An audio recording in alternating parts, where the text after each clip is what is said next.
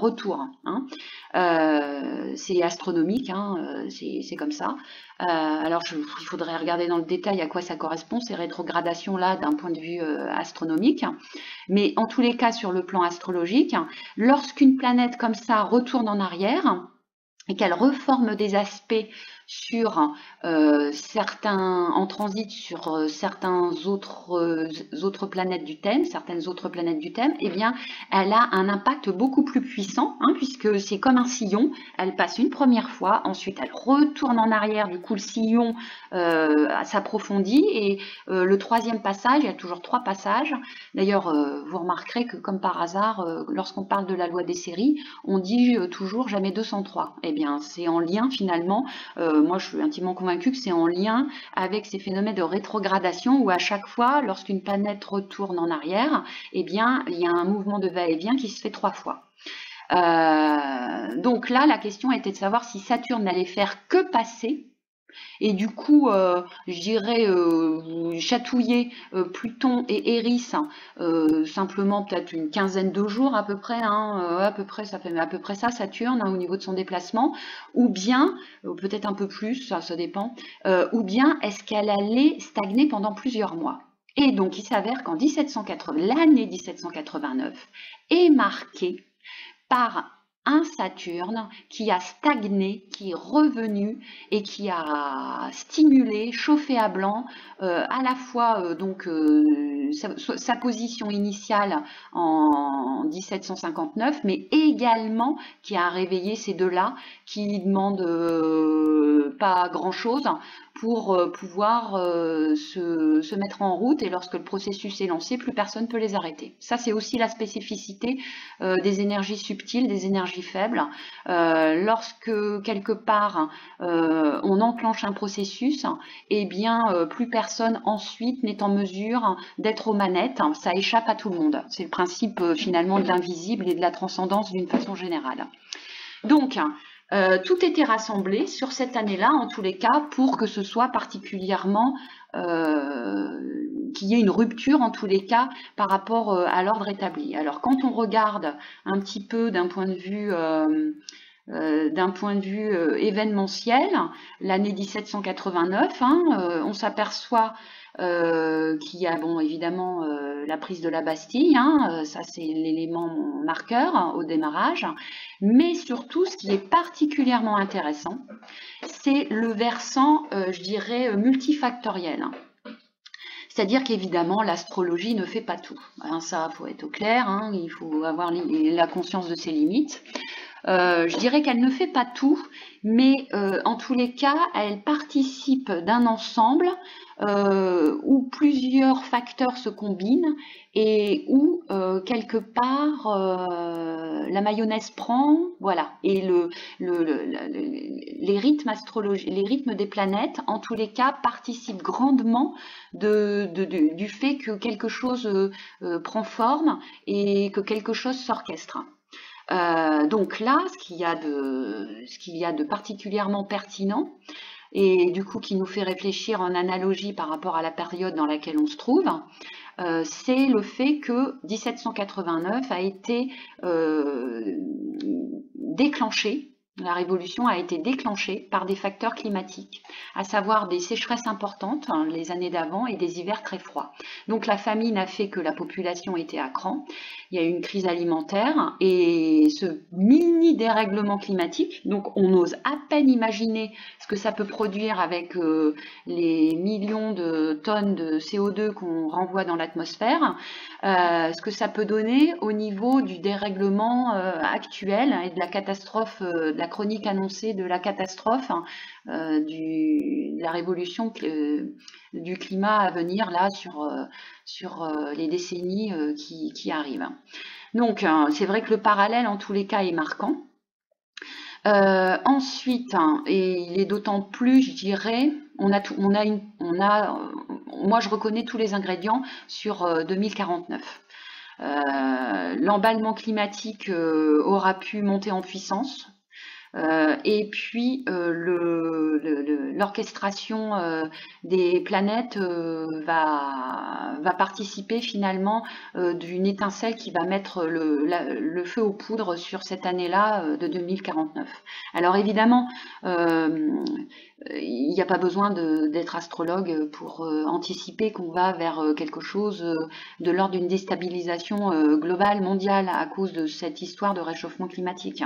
Mais par contre, l'astrologie, elle, comme elle repose sur des données très très précises sur le plan astronomique, eh bien, nous permet de véritablement cibler dans le détail la période précise. Et donc la période, c'est l'année 2049. On va voir un petit peu après à quoi ça correspond d'un point de vue astrologique. Donc là, on voit toujours sur l'année 1789, eh bien, l'agitation sociale s'étend sur l'ensemble du territoire. Les paysans se retournent contre les seigneurs. En août de la même année, il y a l'abolition des droits seigneuriaux et des privilèges par l'Assemblée nationale. Ça constitue un point fort. En octobre, le peuple exige que le roi reste à Paris et la noblesse, sentant que le danger se rapproche, tente de fuir, certains seigneurs résistent, il y a des mutineries, enfin bref, il y a toute une série de batailles. Et puis en novembre 1789, eh bien là, on s'attaque aux biens ecclésiastiques qui sont nationalisés. Donc finalement, tous les symboles du pouvoir, tous les symboles de la référence de l'ordre établi de l'époque sont retournés, sont remis à plat. Le roi, avec la prise de la Bastille, la noblesse qui se retrouve renversée, et puis l'Église à qui on récupère les biens et qui se retrouve dépouillée de tous les biens ecclésiastiques. Alors ensuite, donc quand on reprend cette histoire de 1789 et qu'on observe la carte du ciel de... Alors, est-ce que c'est là? Oui, c'est ça. Lorsqu'on reprend la carte du ciel de 2049, j'ai repris par conséquent la même logique, enfin plus exactement là ça a été l'inverse. Je suis partie du constat qu'en 2019, et ça commençait déjà à être visible dans le ciel à partir de novembre 2018, comme par hasard au moment du début des Gilets jaunes, eh bien, qu'est-ce qu'on remarque comme positionnement? Eh bien, on retrouve exactement la même formule explosive. C'est-à-dire que nos bébés de 2019, ceux qui naissent à partir de fin 2018 jusqu'à 2019, mais également 2020, eh bien, vont se retrouver avec cette configuration renversante, déstabilisante de nos trois subversives qui se combinent entre elles et qui forment un cocktail qui s'avère tout aussi explosif en tous les cas, puisque c'est le même cocktail, on retrouve les mêmes ingrédients, un petit peu combinés différemment par rapport à 1759, à savoir que bon, dans leur ciel de nos ancêtres de 1759, eh bien c'était Pluton qui était conjoint à Eris et qui était au carré de Saturne. Là, c'est un peu différent. La conjonction se fait entre Pluton et Saturne et elle se retrouve au carré d'Eris. Alors, l'idée, une nouvelle fois, était de savoir si il allait y avoir véritablement un mouvement de fond ou si ça n'allait que frémir sur l'espace d'une petite période, un petit mois, et puis finalement passer. Et ça, c'était fonction, une nouvelle fois, de la rétrogradation de Saturne.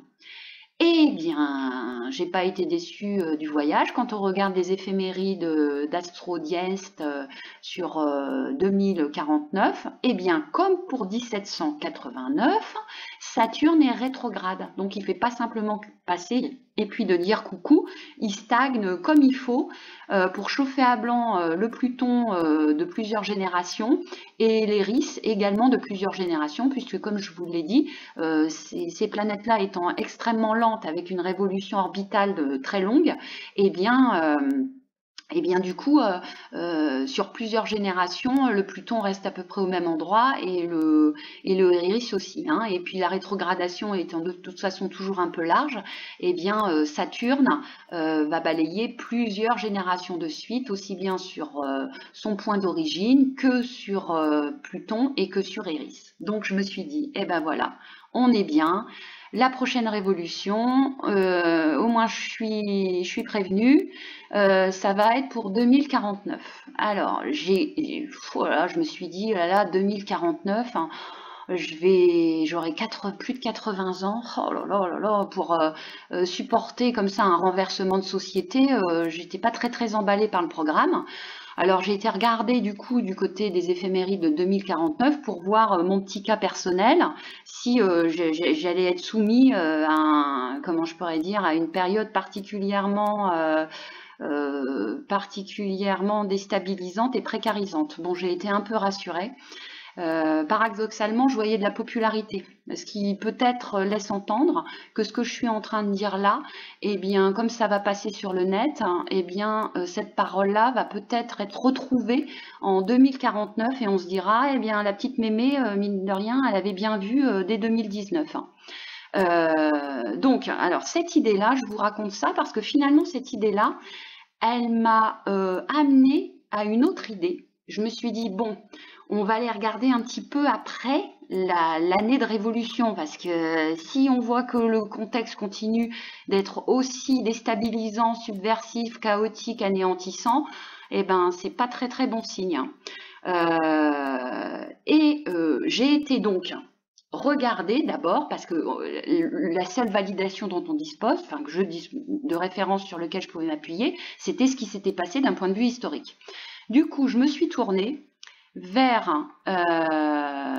la carte de 1789, de 1790, donc l'année post-révolutionnaire, pour voir un petit peu quelle était je dirais l'ambiance au niveau du ciel. Et l'ambiance était tout autre. Donc il s'avère que l'année suivante, Saturne donc était passé, hein, il avait fait sa rétrogradation, il avait bien mis son bazar, et donc là il s'échappait, et on voyait se pointer donc Jupiter en Lion, qui par conséquent, lorsqu'on le transpose là, il se met en harmonique à Pluton et à Eris. Alors Jupiter, on n'est pas du tout sur la même musique. Hein. Jupiter, c'est les codes établis, c'est le consensus, c'est le dialogue social, c'est les règles du collectif et du vivre ensemble, c'est la convivialité. Donc bah, bref, on n'est pas du tout sur le même registre.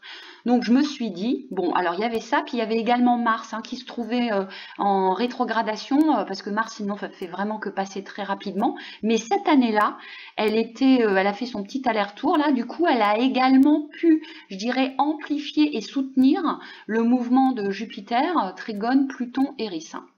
Alors je me suis dit, bon, ça signalerait que en 1790, on a dû quand même se reconstituer des règles sociales assez rapidement, on a dû rebondir assez rapidement, hein, c'est ce que je me suis dit. Bon, n'étant pas une spécialiste de l'histoire, je me suis tournée sur des sites qui étaient un minimum sérieux, hein, donc j'ai pris ce site-là, le site du gouvernement, justice.gouv, histoire et patrimoine. Je me suis dit, bon là, normalement, ça ne devrait pas raconter n'importe quoi. Et j'ai regardé l'année 1790. Et quelle ne fut pas ma surprise de m'apercevoir qu'on est véritablement sur la création d'un nouvel ordre de société, basé sur des bases inédites qui ont fait vraiment rupture par rapport, je dirais, à l'inégalité de société précédente. Là, donc, il y a une loi à cette époque-là, une loi fondamentale qui continue toujours de régir notre justice française actuelle, ce qui signale quand même bien qu'on était sur une période réellement fondatrice. Avec Eris, de toute façon, c'est toujours fondateur. Alors, fondateur, je dirais, Fondateur, bon, en tous les cas, c'est une période, Eris, de toute façon, renvoie à des événements fondateurs. Mais les événements fondateurs, ils peuvent être aussi chaotiques que dans un versant constructif, hein. Donc là, c'est fondateur d'un mouvement constructif.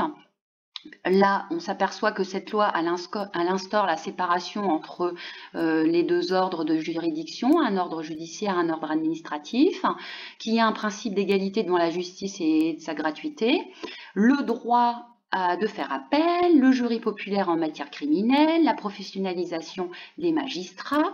Donc tout ça, on était quand même sur quelque chose de très précurseur, de vraiment inédit, hein, avec une vraie rupture dans les règles de fonctionnement de la société actuelle, enfin de la société de l'époque. Et puis là, on retrouve davantage Mars, hein, puisque Mars renvoie, je dirais, au rapport premier au monde. C'est l'enfant dans l'âge de développement, le cycle martien correspond à l'enfant entre 1 an et 2 ans. Donc, qu'est-ce qu'il fait à cette époque-là? Eh bien, il explore l'environnement, hein, il est de terrain, il bouscule, il pousse, il tire, enfin bref. Il fait ses expériences pour appréhender, en tous les cas, l'environnement physique autour de lui. Donc, Mars, hein, comme je l'ai dit tout à l'heure, s'était mis en transit pour former un aspect harmonique avec Jupiter sur Eris et Pluton. Et effectivement, eh bien, le territoire a été réorganisé, hein, le territoire, c'est Mars, et la réorganisation, hein, le fait que bon, les choses sont cadrées, on rentre dans l'ordre, tout ça, hein, c'est d'essence jupitérienne. Et donc c'est la création des départements, des districts, des cantons, on a même le rattachement d'Avignon à la France et la liberté d'association. Alors c'est vrai que c'est intéressant parce que Jupiter favorise tout ce qui est de l'ordre du dialogue et de la formation de groupes qui, au sein de leur constitution, eh bien, font une sorte d'émulation à travers les échanges, à travers les consensus, à travers les discussions de leur point de vue, pour faire émerger finalement un collectif qui permet un mieux vivre.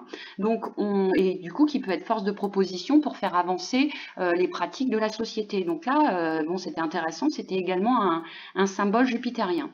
Alors, il s'avère que le parallélisme entre 1789 et 1790 avec 2049 et 2050 se retrouve également sur 2050. C'est ça qui est vraiment bluffant avec l'astro. On fait vraiment des découvertes, c'est absolument incroyable.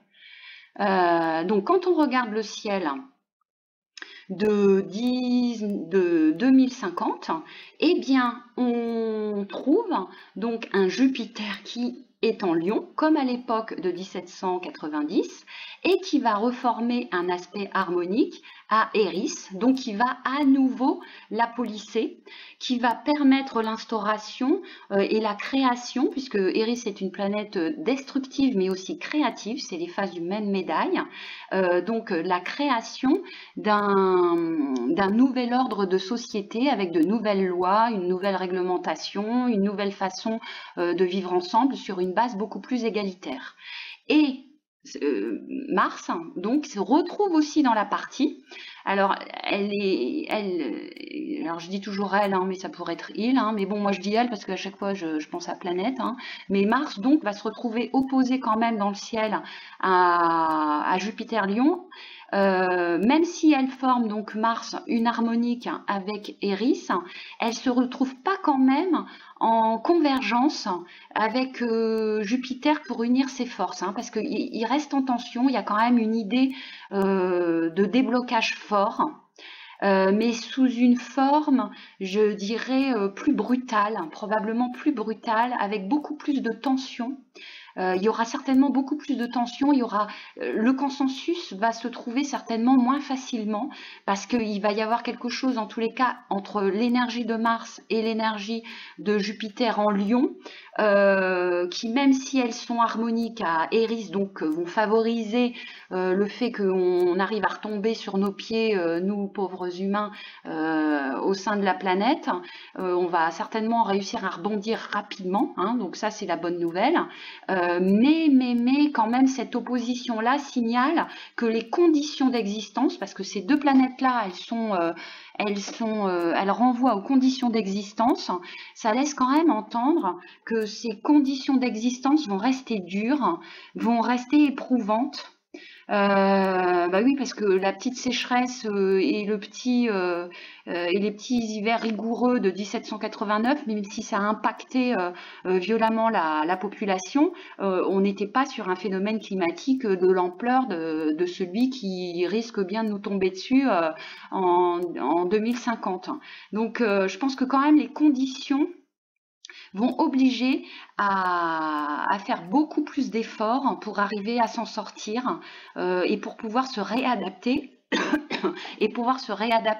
aux conditions qu'on aura nous-mêmes finalement